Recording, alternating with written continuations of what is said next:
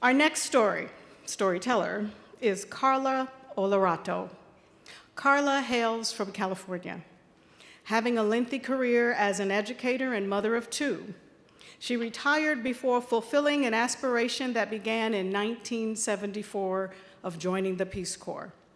Karla realized that dream and served as a life skills volunteer in Botswana from 2011 to 2014. Please welcome Karla to the stage as she tells her story, Serving While Black.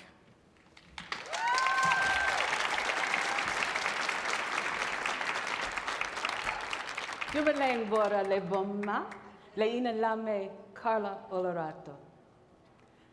Hello, gentlemen and ladies. My name is Karla Olorato.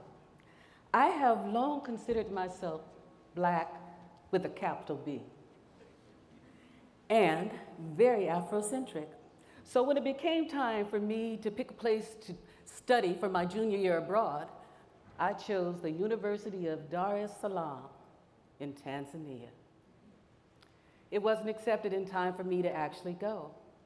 So I promised myself, proverbial come hell or high water, I was gonna make it to my motherland someday, some way. My longtime friend from high school and college, Robert Irving, went into the Peace Corps right after graduation from LMU, and we stayed in touch. He was in a number of places, including, wait for it, Tanzania. So I said, that's how I'm gonna do it. And it only took me 37 years. The dog died, the kids were grown and gone. The Okavango, the Kalahari, the gods must be crazy, the #1 ladies detective agency, Botswana. When I got off the plane in Africa, I said, I'm home. And this was further supported by the fact that I was the only one in my group to be waved through customs as we went to our connecting flight from Johannesburg to Gaborone, Gabs. But I found out very soon I wasn't home. I had fundamentally more in common with the other people in my group than I did with almost 2 million people, Black people, in Botswana. We were there because of HIV/AIDS. They had lost almost an entire generation. And one of the hardest hit demographics were teachers. And so as a life skills volunteer, I was expected to help mitigate that.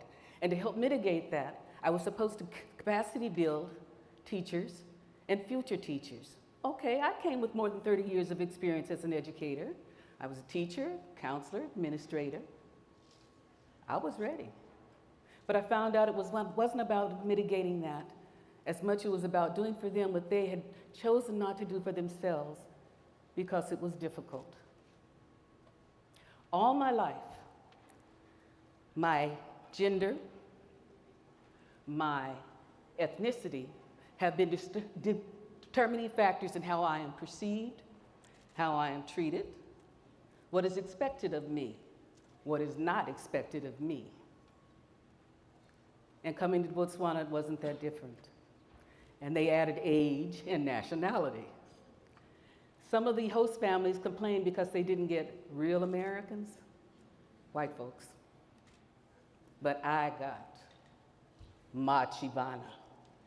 This incredible woman who was considered an official man because she was over 70 taught me there was no reason for you not to do what you came here to do. And because of that, because of her, Peace Corps became the second most profound experience of my life. The first being motherhood, in case you were wondering. Now, I didn't get to capacity build teachers until very late into my 3rd year. I extended, but I did get to teach. I taught primary, I taught junior and senior secondary. I taught in a boys' prison, which is a whole nother story. Sometimes let me tell you about the condom demonstration. And I did cultural exchange.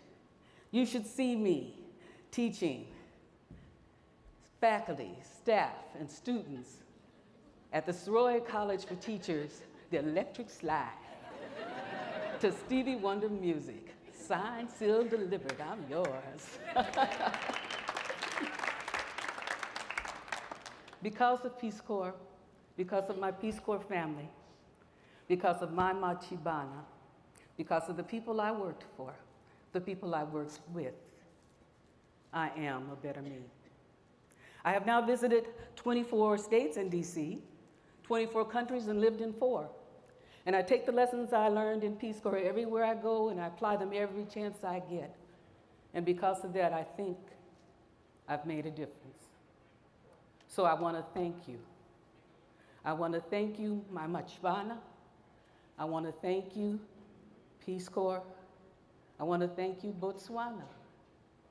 I am a better me, and that's pretty darn awesome. Que la boca, ta ta ta ta.